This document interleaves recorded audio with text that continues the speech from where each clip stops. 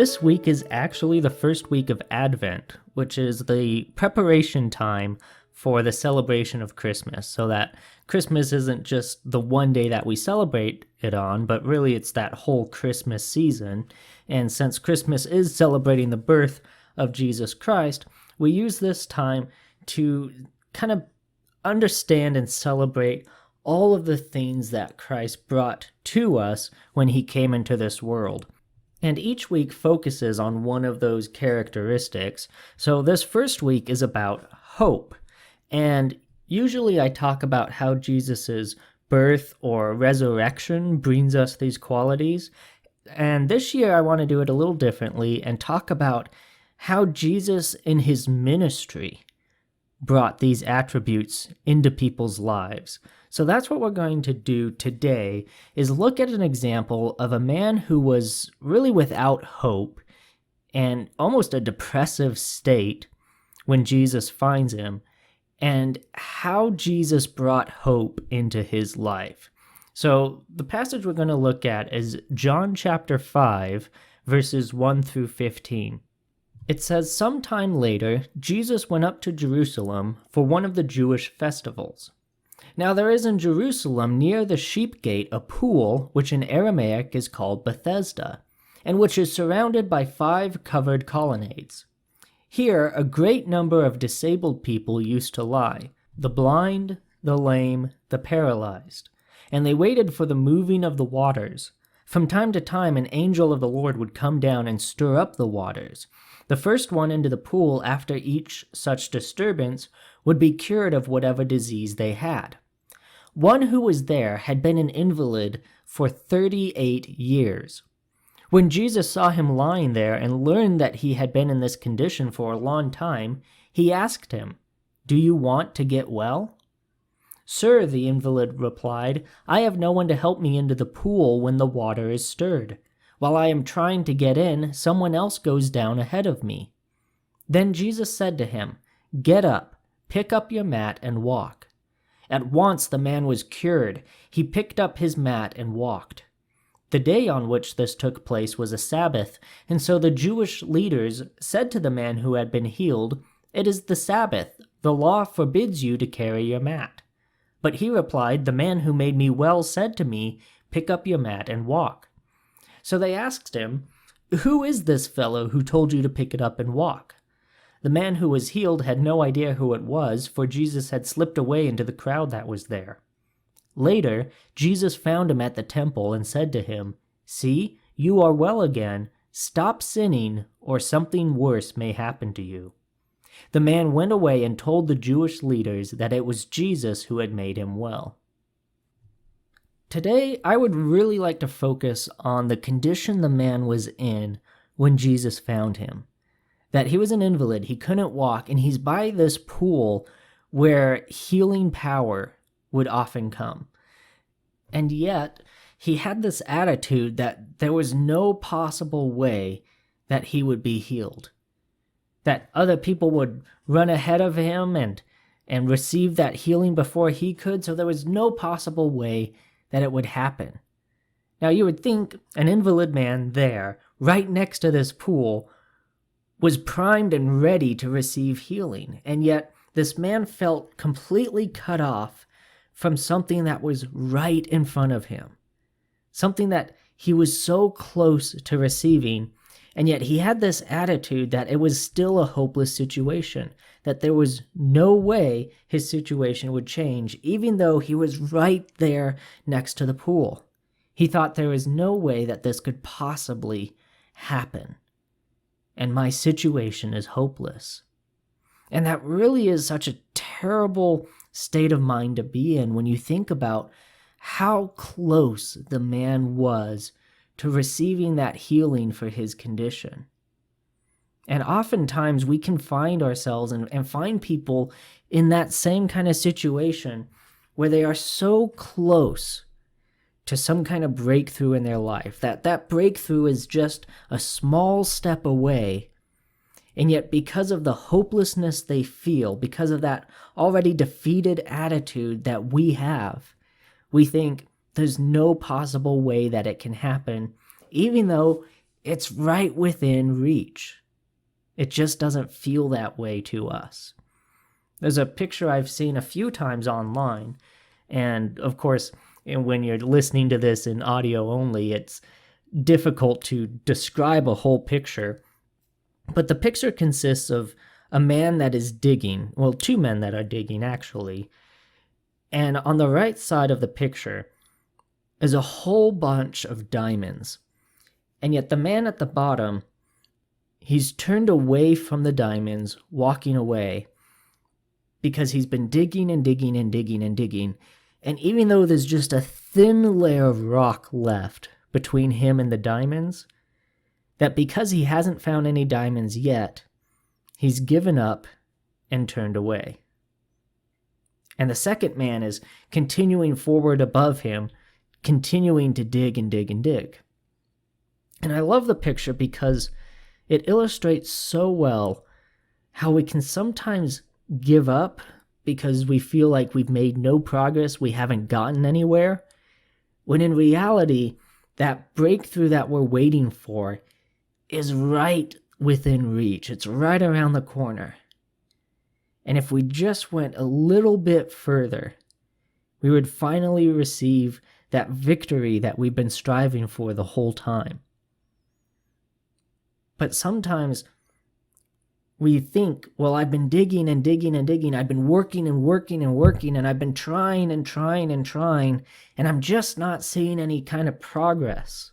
I'm not seeing that victory that I'm waiting for. And so we give up completely. But we need to remember that we never know how close we are to victory. And we'll never fully know how close that victory is unless we continue to move forward towards it until we receive it. Scripture talks about, praying again and again and again and again, continually praying for something, even when it feels like there hasn't been that victory yet. We know that God is hearing us, and when we continue to pray, that oftentimes God is working behind the scenes and we just don't see it yet. And rather than giving up, we're called to continue to pray until we receive that answer that we're waiting for. Even if the answer is not exactly the one that we want, we need to continue to pray until we receive the answer. And again, there's so many areas in our life where we can apply that to, that we need to continue on and not give up because we don't know how close that breakthrough is. This man was right next to the pool of healing, but he was giving up without trying. Now, we can understand that this man was trying previously. That he says that while I'm trying to get in, someone else goes down ahead of me. So he has a experience of trying this, that he tries to get down to the water, but somebody beats him to it. But now, after these attempts of trying again and again and again, he's looking at those past experiences and saying, well, it must be hopeless because it hasn't worked before. And I'm still in the same situation now that I've been in the past. But part of this process of finding and receiving hope requires that we have the faith to not just look on what has happened, but to look out to what may still happen, and to look ahead at what the possibilities still are. And when we have the faith to believe that what waits ahead and what lies in the future doesn't have to be the same as what's come before, then we become ready to receive the hope that it could be better. And we can then begin to move towards that. But it requires the faith that God can move us into something greater and more powerful than what we are currently experiencing or have experienced in the past. And if we don't trust God to move us into that, then we're never going to see that. Think about in Joshua, the way that God used the Israelites to bring down Jericho. Jericho was such an incredibly fortified city, particularly for the wall that went around it. And the Israelites would look at that wall in Jericho and think, there's no way that we can bring Jericho down. And God had the Israelite people march around Jericho, march around the walls for 7 days before anything happened. And then it was on that 7th day that the walls miraculously came tumbling down and allowed the Israelites to go in and claim the city. But think about the faith that was required to say, we don't know how we can bring this wall down, and we've been marching around for 3 days now, and nothing's happened. And then we've been marching around for 5 days now, and nothing has happened. But to trust that what God was telling them would bring them that victory that they so desperately needed. And to say, okay, God, I'm trusting in you, and I have the hope that tomorrow will be different from today. And even though the first few days, tomorrow was the same as the day before, eventually that day came where tomorrow was incredibly different. And we have to understand that in the work of God's kingdoms and the work that God does, that his work doesn't always have immediate results, or at least not immediate results that we can see. God always plays the long game. And this is a principle that isn't just true in spiritual life, it's true in so many aspects of life. If you're going to start a business, you don't expect that business to all of a sudden be some kind of major chain corporation a week after you start it, because those kind of results don't come immediately. It takes time. It takes work. And the work of God's kingdom, the incredible results that come at the end of it,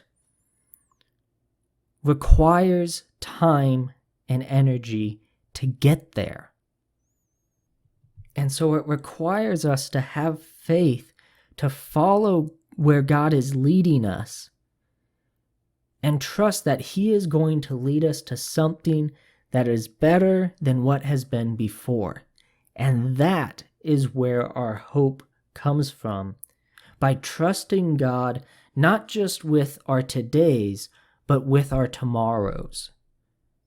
And saying, okay, God, I know what has happened before, I know where I am now, and I understand that you are calling me to go into this thing. You're leading me down this path.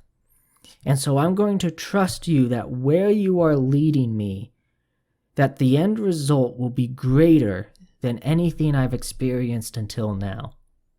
And it's going to be worth it.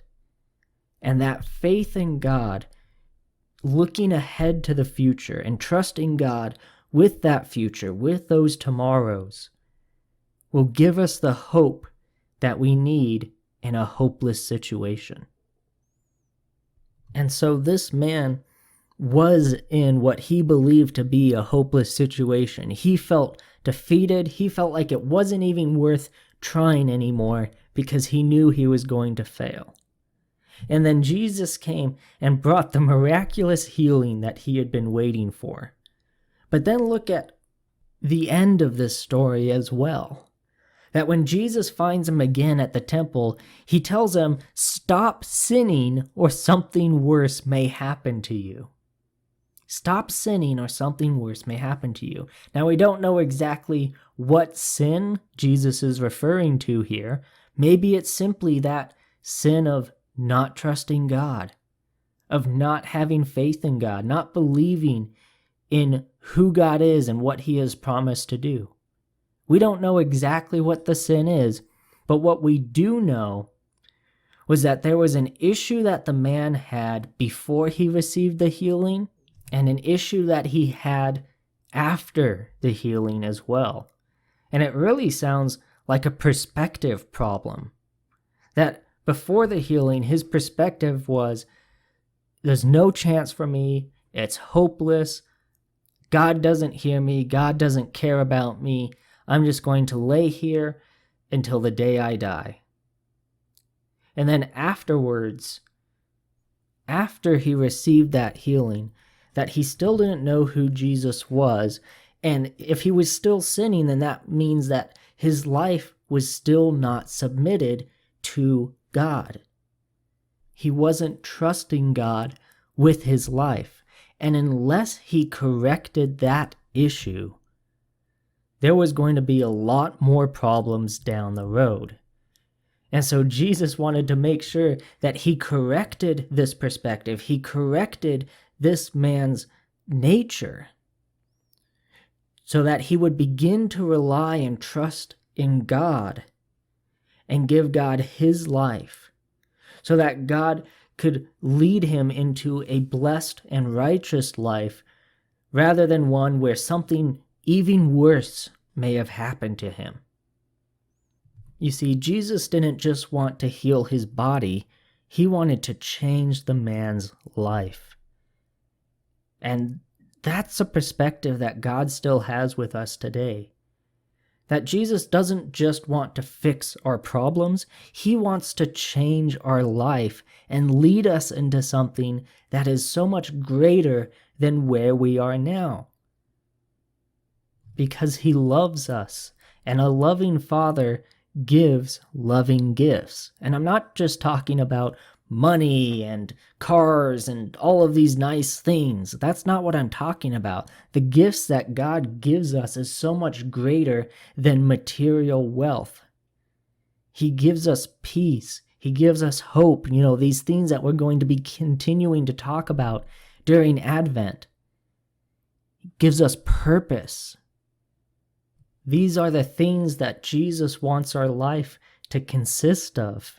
And even just knowing that that's where God wants to move us to, that in and of itself gives us hope. Knowing that Jesus doesn't just want to fix this problem and then let us fall into another problem so he can fix that, and then fall into another problem so he can fix that, and so on and so forth. But he wants to change our life completely so it's no longer just crisis after crisis after crisis. No longer just depression and hopelessness and ruin. But he wants to lead us out of those things into a brand new life that isn't just the same problems over and over and over again. And there's a funny kind of running gag in the Disney movie Hunchback of Notre Dame, where there's this man who is trapped in a cage, and a fight takes place, and his cage gets knocked over, and the door flies open. And he comes out and says, I'm free. And then he trips on the cage and lands into a stockade, and he's trapped again. And then later on in the movie, there's another fight, and the stockade lock gets broken, and he's free again, he's free. And then he goes and falls down a pit. And it's funny because he's just falling into one thing after another. And so often our lives can end up looking like that, especially when we're trying to do everything on our own and we're wandering around in the dark and we don't know what we're doing. We're just barely trying to get by, and we're just hoping that we can make it just one more day. And we just find ourselves tripping over things and becoming trapped in this or in that and this crisis and this problem, and over and over and over again. And that is not the life that God wants us to be living. He doesn't want us to just be barely making it through the day by the skin of our teeth. He wants us to be waking up prepared to face the day in the power of Christ. That's what Jesus wants to do. And he'll only do it if we allow him to. If we say, okay, God, I don't just want you to fix this problem that I have. I want you to light up my whole life. Illuminate it all for me and show me the paths that you want me to walk in, so I'm not just stumbling in the dark. Jesus came to give us a hope for our future. He came to show us, because of the victory that he has won over sin, that our yesterdays don't have to be what our tomorrows are going to look like. And our tomorrows can look better. Our tomorrows can have those victories that we are striving for. And even though we've been trying our hardest day after day after day, that we don't have to try in our own power, but through the power of Christ, that victory can come. And it's right within reach. It's always within reach. The promise of the faithfulness of Jesus Christ, that as we draw near to him, he draws near to us, and that when our strength fails, that's where his light shines the brightest through our life, as long as we allow him to continue to move us forward and trust that he is going to lead us to something far greater than we could even imagine. So that our situation now isn't hopeless. There is a hope for the future, and it's found through the power of Christ. And so with that, I want to leave us today with this question. What victory of tomorrow does God want to move you into? It may be a victory that you've thought you could never achieve, and possibly, very probably, you can't achieve that through your own power. But with man, things are possible, but with God, all things are possible. And as long as you rely on Christ to lead you into that victory, he might lead you to a victory that you thought you could never achieve. But you have to trust him. You have to believe that he's not going to leave you on the ground, even right next to the pool of healing. He's not just going to leave you there feeling hopeless and abandoned. But he loves you, he cares about you, he knows exactly what you have been going through and what you're going through now, and he knows what tomorrow can look like for you, and knows that it doesn't have to look like what your life has been like before. But you have to be willing to set yourself aside and say, I'm not going to just try to do this through my own power and my own reasoning. My power, my strength is not enough. I need a higher power. I need something greater than myself. And God, because he loves us, says, I am right here. Lean on me, and I will lead you down the paths of righteousness that are full of victory from every sin, every bondage, every trap that the enemy has laid. So trust in him, and he will give you hope. And that's today's Sermon in the Pocket. If you have any comments or questions for me, I would love to hear from you. You can reach me either through the Sermon in the Pocket Facebook page or email me directly at sermoninthepocket@gmail.com. And I encourage you to like this, share it, rate it, whatever you can do with wherever you're watching it to help promote the message and get it out there. But until next time, I pray that God will bless you as you go throughout your day, and I thank you for taking the time to listen.